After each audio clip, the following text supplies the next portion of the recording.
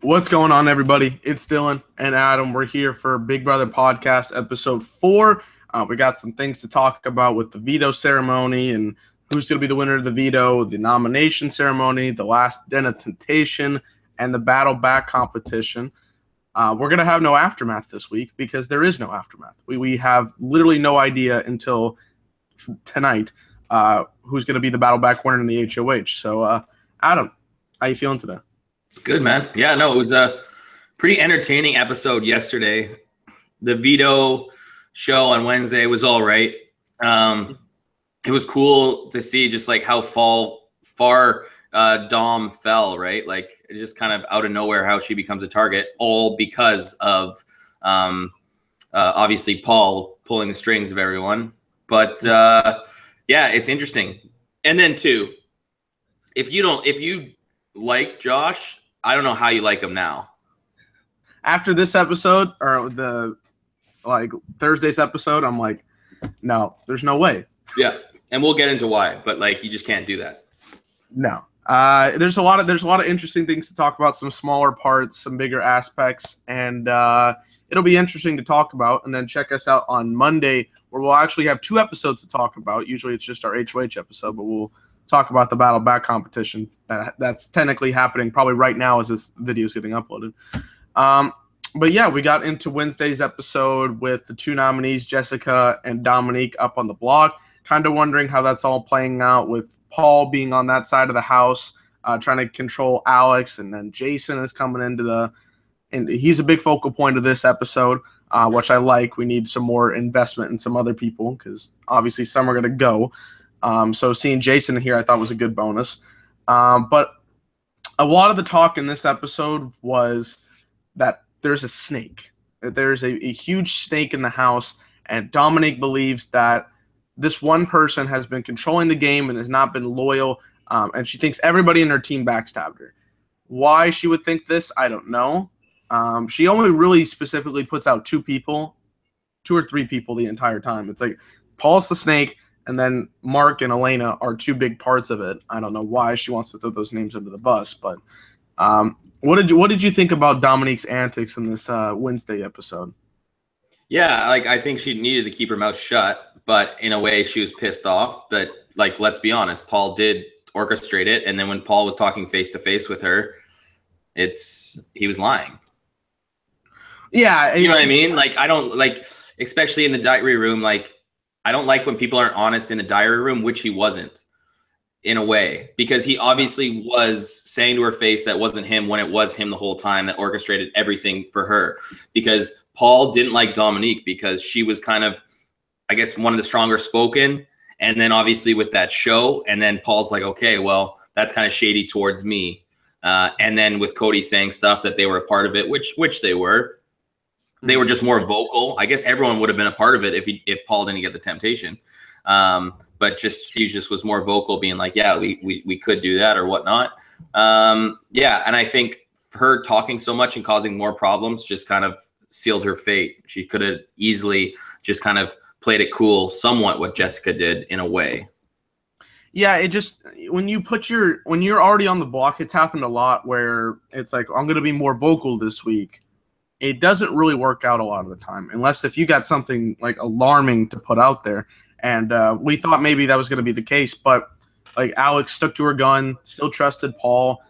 Jason was still on board, and Paul's plan was like really weird to try to convince them that this plan was theirs all along. In the middle of the episode to try to do this backdoor or the have Mark on the block and all that situation. So.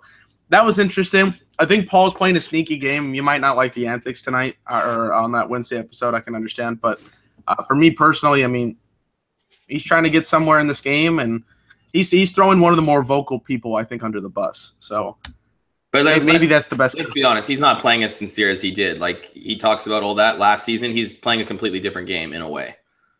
He's being a lot more sneaky. I think he has to resort himself to more like sneaky tactics. Because like last season, he trusted everybody. Like he was more vocal with everybody. This time they're kind of like sheep.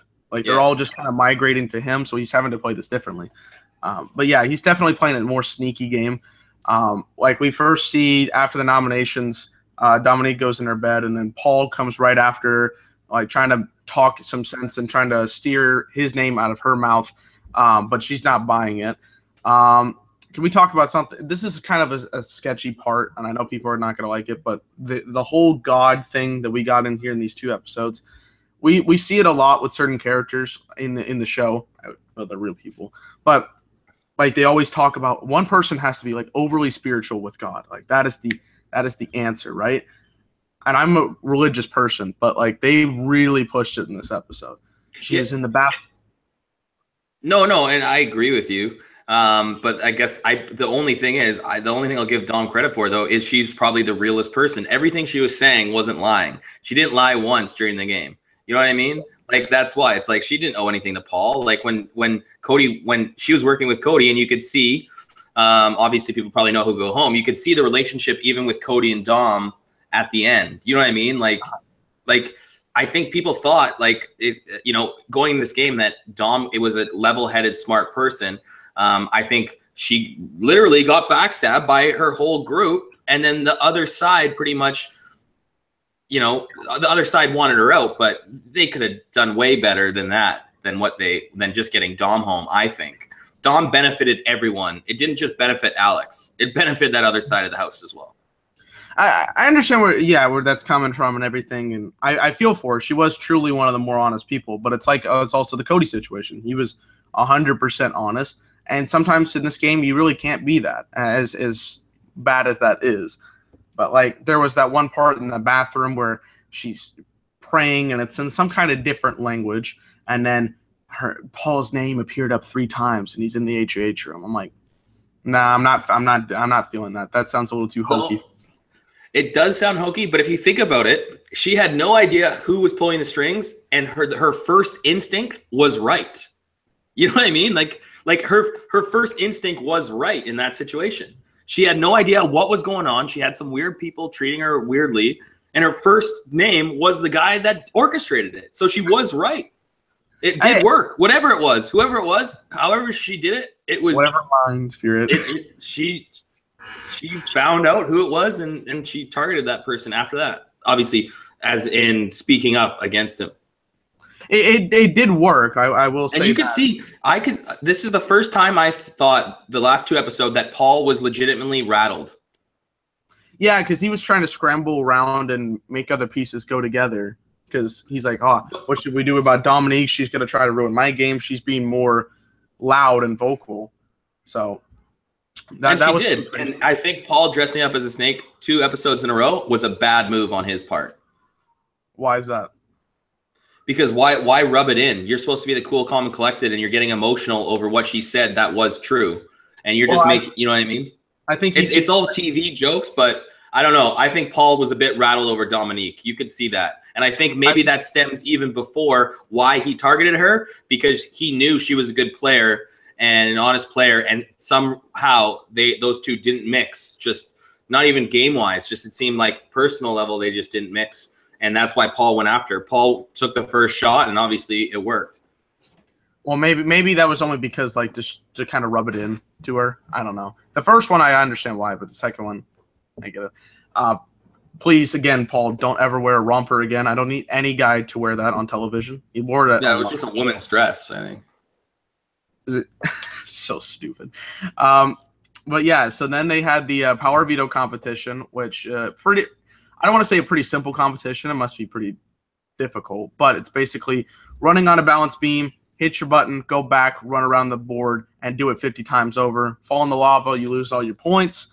Not difficult. I want to bring up something, though. Christmas was picked in this competition. She wasn't allowed to play in it after the fact. Why couldn't they have, Big Brother decided to have somebody else play that 6th part? Well, it's just part of it. It's the same as her. Is it same as her throwing it? You know what I mean? Like she gets picked, she has to at least go, and they say she can't play. I agree with you, but I could see why they have to keep it business as usual. If she gets picked, she's up there.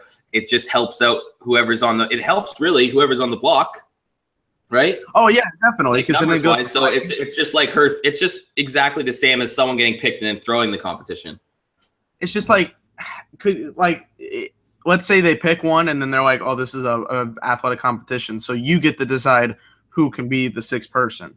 I mean, it's kind of unfair to the rest of the house if they're, she's just wasting a spot on the veto competition. I don't know. That's how I feel about it. Yeah, like I think if it was a little more intense, because it didn't really matter in that one, because you had obviously Jason was in there, and that kind of helped. Thought it might help Jess. You have Dominique. I don't like it. Wouldn't have helped that much unless Mark got picked and did it. Yeah, Mark would have probably been the only other one. He might have been good in this competition. Never know. The only couple points, Kevin takes the money, which hilariously turned out to be $27. Maybe that's funny. Maybe it's funny for him because he's already won $25,000 and nobody else knows. But he's going away with at least $27. That's nice. And then it was between Jason and Alex the whole time. Jessica was trying, but she really couldn't get it. Jason barely won. Like Alex had 49 and Jason got 50. So he's the power of veto. They're trying to consider him. Paul is trying to consider him to use it so that Mark can go on the block, and Mark cannot use the vote against him or for her sake, which is actually a good move, I think. But it wasn't really going to help out Alex. Like it was going to help out his side, but not her side. And then the big argument that we had in this episode. Dominique's talking about the snake. She confronts Alex after a diary room session. It's like there's a tempter. There's a big tempter in the house. And then Alex realizes it's Paul, but that's what Dominique tells her. And Paul and Dominique go upstairs with the rest of this crew and have a big argument about what the situation was. And while I do feel like, Dominique is absolutely correct in what she was saying, how Paul betrayed her and everything, she didn't really come with the right ammunition. I feel like she was honest with that, but with so many people looking at her in the situation, it kind of felt like maybe to other people was a desperate move. And her continuously to keep talking this episode and into next episode on Thursday really didn't help out her situation. I don't know how you feel about that, but that's just how I felt it. Yeah, no, it didn't help her situation at all, but she was just trying to do whatever she could, which you do, because obviously she knew she was on the outs. But then again, you're seeing a more emotional Paul this year, for sure. Yeah. Which I think it's going to hurt him a bit, especially maybe he might, if Cody comes back in, we'll get to that a bit. But if Cody comes back in, it could be interesting. But we saw Dominique did something because Cody didn't seem to be able to do it. As much as Cody tried to piss off Paul didn't really care. But somehow he had a really big care what Dominique had to say. That's true. It might be something that she got under his skin for, or they, like you said earlier, they don't really click. There's something there. It's interesting to know, but we'll have to wait and see. Maybe, like you said, there's more emotional Paul this season. We'll see. But then the veto ceremony, I don't think anything else really happened in this episode besides the veto ceremony. Where Jason, actually, this is what happened. They did the veto ceremony, and for some reason, I think every week they're going to have something interesting in these veto ceremonies, which makes it for better television. Jason asked both of them why they should stay. Dominique's like, well, Paul is a snake. I'm calling him out right now, so the whole house could help or hear him. Jason asked that question, so about, if you stay in the house, how would you help me and the rest of the house? And threw more ammunition in the fire. And it helped him out because really made his decision a lot easier. He didn't have to use it at all. He decided not to use the power of veto, and it pretty much sealed Dominique's fate. I thought that was a good move. How did you feel about Jason's involvement in this week's episode? Well, at first he had a good suggestion before the veto. It's like if we take Jessica off and we'll put Mark up there because, it could get shady with the votes at that time. Obviously, we know how the votes turned out, but at the time, if they did want to keep Dominique, who technically those were her allies, the other side, like, you know what I mean? That made sense. And that's why Paul almost got caught. I don't get why they didn't realize that, because this was Jason's plan before. Alex shut it down, remember? And then Paul goes to Alex right after the veto. He's like, yo, you got to use it and put Mark up. And it's your plan. It's your plan. And then Paul goes to Jason and goes, oh, Alex has a good plan. And he's like, that's like Jason said that exact thing. And Alex said no earlier. So that's why it seems that I don't get how those two didn't clue in, or at least Jason didn't clue in. Maybe he did. I think he did a bit, because that was almost like what, like, I think he got caught there just because Jason had the exact same plan before the veto, and Alex was like, there's no way we can do this. Just trust me, trust me. And then Paul goes to Jason and saying, Alex has a good plan, which was Jason's plan, you know what I mean, all along, that she shut down. It didn't. When I was watching that, I was like, wait, how are you guys not connecting the dots? Yeah, I know, 100%.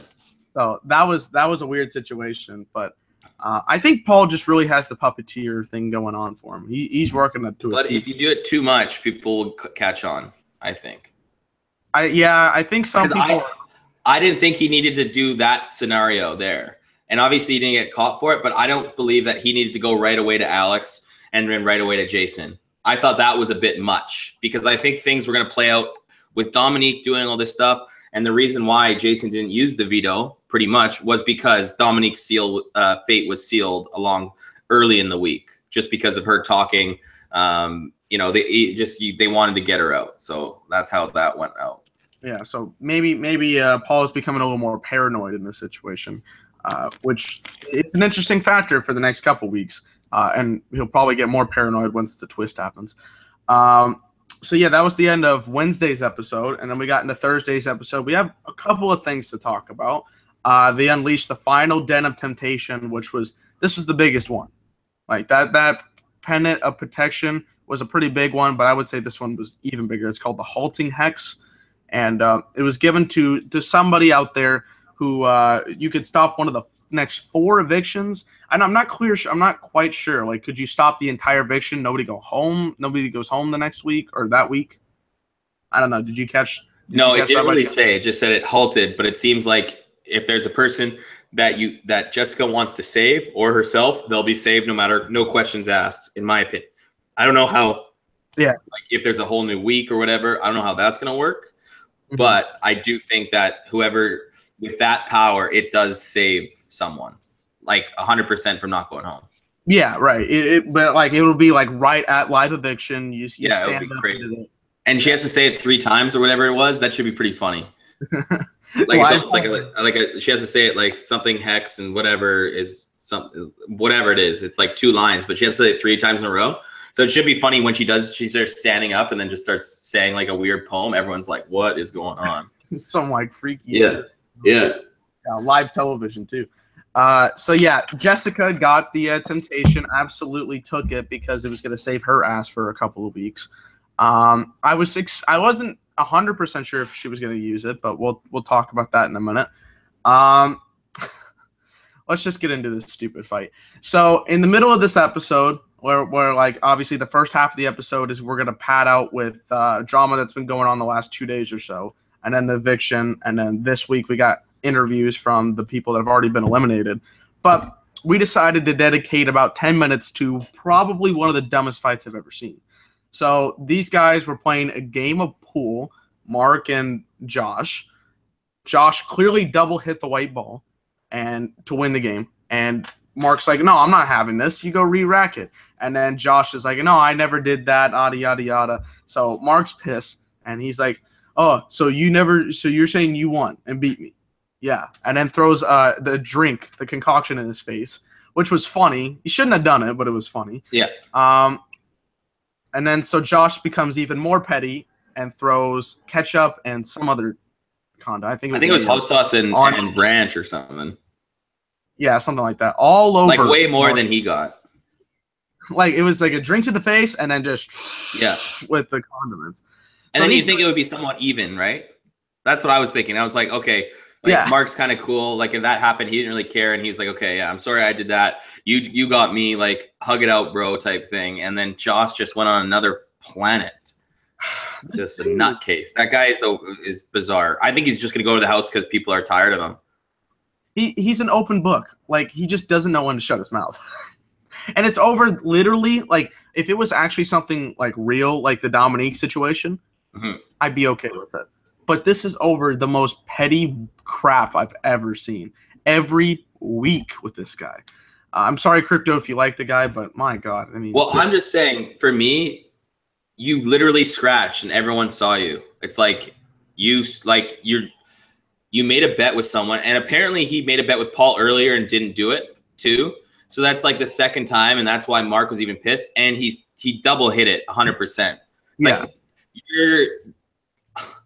I don't even want to say it, but like that is.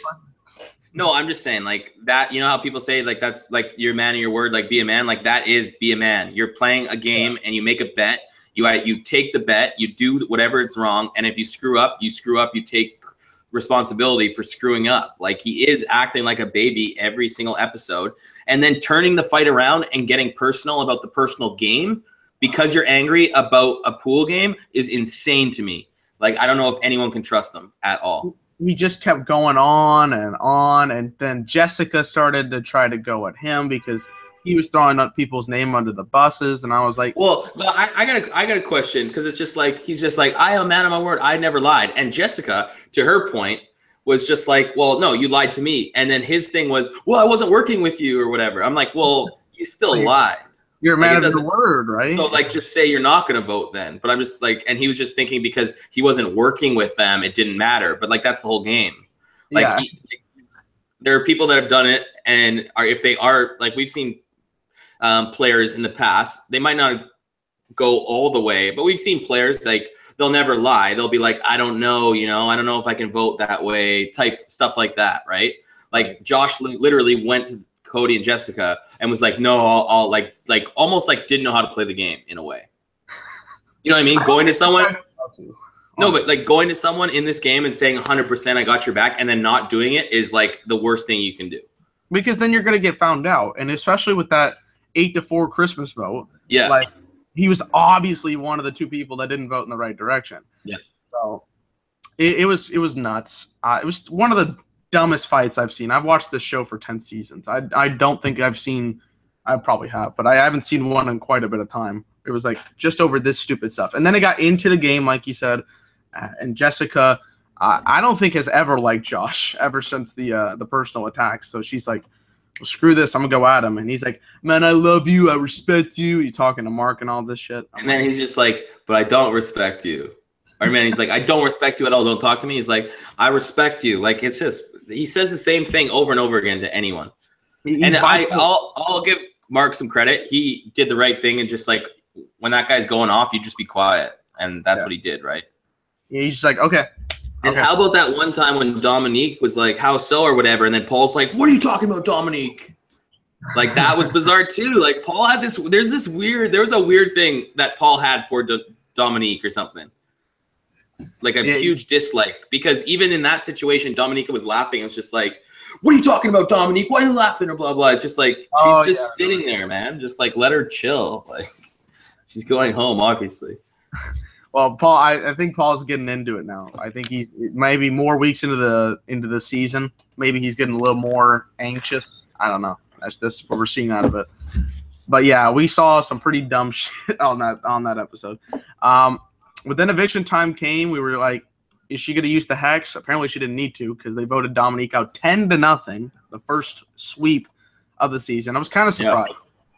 Yeah. I'm guessing like in the last 24 hours, they're like, what? Let's make this a done deal. So 10-0, no question. Again, throws Paul's name out there in the middle of the live eviction, trying to put her name out there, put her mark on there.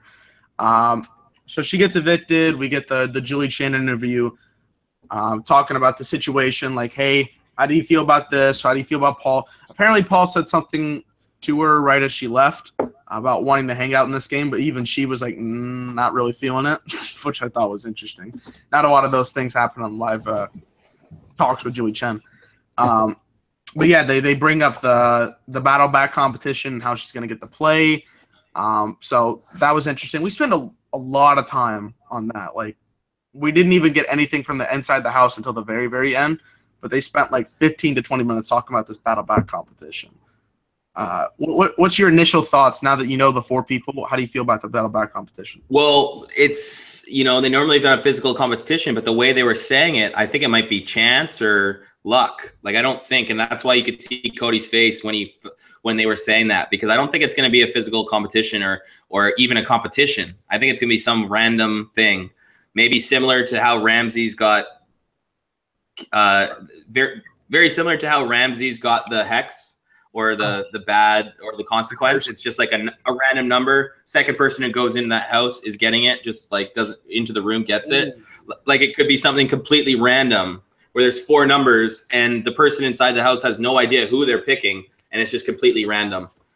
Well, because they kind of said something like it wasn't going to be like past years. So past years it's been an actual competition. I don't know if it actually is going to be a competition. Well, I think it'll be something because like they have an hour special block tonight for the show. Yeah, true. So I think it'll be something, but like you said, I don't think it's going to be athletic. I think it'll be some kind of smarts or some like you have to think about a competition. Mm-hmm. And if I'm going off the top of my head, the way they did it the last times, where it was the first person that got eliminated faces the second person, and whoever moves on goes to meet the third person. Whoever moves that goes to the fourth person. Maybe they'll do like a random draw to see who goes first and second, and then have it like that. Maybe that's just how I'm thinking. But yeah, I think you're right. I think there'll be something to do with chance or skill. Like it doesn't have to be an athletic competition. But you know, our boy Cameron, he really loves those athletic competitions. He does, man. Hopefully, it's biking to Buffalo competition. That'd be good. If he bikes, he's good. He's good. So then we got interviews with the 4 house guests that were eliminated. Apparently, they didn't. Were they secluded somewhere? Yeah, they were. So Cam has been like just solo for like 4 weeks. Well, because they don't know who got evicted after them. No, exactly. So, they've either been in the Big Brother jury house and just staying there for weeks. Because Cameron's like, oh, I don't know, Ramsey's. And then Jillian came out. Jillian knew it was going to be Cody, and then Cody thought it was going to be Jessica, but it was Dominique. And Cody was like did not care. They were literally on live television. Like he was talking to Dominique about gameplay and what was going on right at that moment. That's just how real he is. Because like the first 2 house guests are the Cody or Cameron and Jillian. They gave handshakes to Julie Chen and whatnot. Dominique just had a conversation, so it didn't really matter. But Cody just walked right to his seat, and ready for gameplay, man. Yeah. No, and how about how Jillian said she wanted to work with the other side of the house? It's like that. It's like, who would you work with? I don't like, and said like the other side of the house, pretty much, like Elena and Raven and stuff. It's just like like you can't just go. They're not going to take you back to the other side of the house. You were against them. Like it just doesn't work like that. That's like saying, oh, just go into the best team. You know what I mean? Like, well, who would you work for? Oh, who would you go to? Oh, they're just the best team, pretty much. Whatever.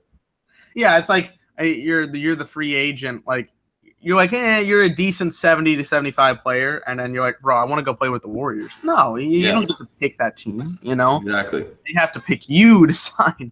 Yeah. So yeah, it was ridiculous. And then she's like, well, I guess I should have trusted my guns and went out and campaigned for myself because the votes weren't obviously in my way. I'm like, you should do that as a Big Brother contestant. Yeah, exactly. There's a reason why you're out because you can't trust people in the game mostly. So that was a stupid answer. But yeah, we got interviews from all 4.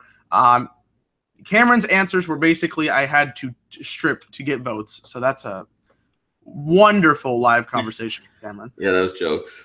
It was crazy. For like 2, and it was like he was only in there for 2 hours. It was cringe. It was really cringy. The second one, Jillian, she talked about like what we just talked about. Cody, again, Julie Chen, she's like, are you gonna have a social game this time around? And then Cody just resorts to, I'm just gonna do whatever Jessica does. I don't know how smart of an answer that was. Like I understand, I understand. Like he's a physical threat. He needs someone to do the other stuff. But isn't he gonna be in this outside class again? Like he's gonna be the #1 target again. I don't know how he's going to fit back into the house if he goes back in there. I don't know, but it's just a numbers game and people aren't going to be stupid. The other side's not going to be stupid. Like this is just, I could see Jason winning an HOH soon. You know what I mean? Yeah. Like, maybe Matt can win one, maybe Mark, maybe, who knows? Paul could keep on winning. But like if that other side wins, they're still going to, that's why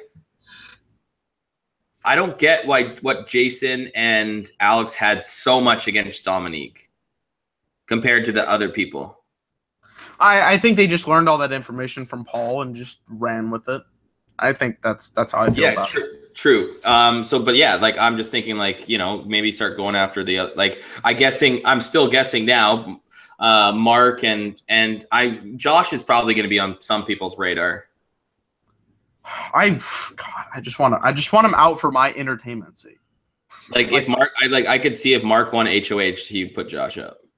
I would.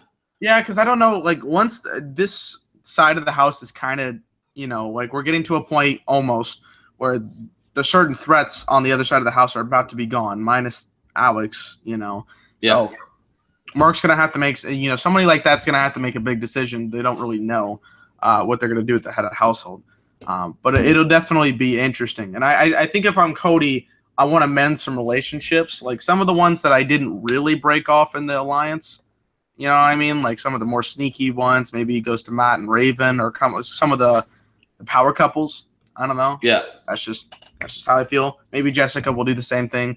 Or even that. Or she tries to make this outsiders group be a little bit more even towards the other side of the house. Like if it's right now, there's 13 people in the house. So add Cody back in, that'll be 14. There's it's 9 to 5. Try to take some of their targets out and then make it work.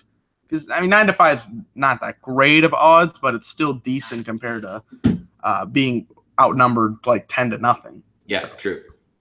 We'll have to see about that. We'll see if his social game's any better, because it wasn't all that good the last time around. Dominique, we already know her intentions are probably to try to get out Paul, so we'll see how that goes. But the competition is probably happening right now as I'm uploading this. There's no aftermath. We don't know the HOH. The HOH competition I don't think is even taking place. And Battleback's going to be shown tonight because they turned off all the live feed cameras, all that stuff. Yeah. So you're going to either have to look those up or wait until Sunday to watch the episode. Or you can watch with us on Monday, our podcast here. So give us your thoughts, Adam. Who do you think's going to win the Battleback competition? Like if it's physical, Cody, but I think I'm really certain it could be random, and maybe it's going to be Jillian and Cam. I think Dominique going right back in would be probably the most entertaining a bit because of all the swings she's taken. But yeah, from a TV point, I could see it has. I hope it's Cody or Dominique, if anyone. Cam and Jillian, I think if they go back, they're just a number.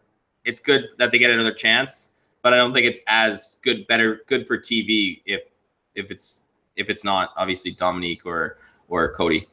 I don't think it's going to be Jillian. I think she'll be the least likely to. I think Cameron has a chance if it's more the skill competition. Maybe I want to see what he can do just because he didn't have that much time to develop anything, and maybe he can spark something. But since we saw the relationships in the last couple of weeks, I think, like you said, those two would be the most appropriate. My pick is still on Cody just because I think he's more focused than anybody, and he's more of this intimidating threat on the rest of the house. And if he wins HOH competitions, he gets more people on his side.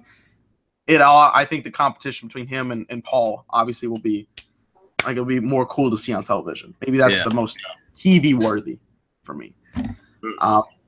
But yeah, that's gonna do it.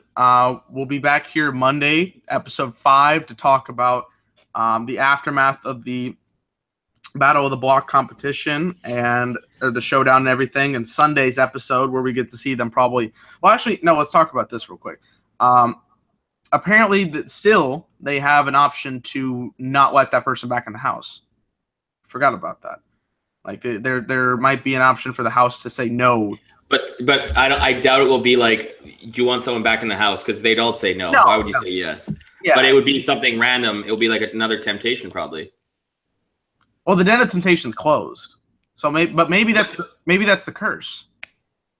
Yeah, because we haven't heard. It has to be the curse. Yeah, it could be the curse. There you go. So nobody's getting back in the game. No, I'm just kidding. But yeah, that might be the curse that Jessica just unleashed. She saved herself, but she can't let whoever gets in the competition, which will really piss off the people that watch the Friday competition.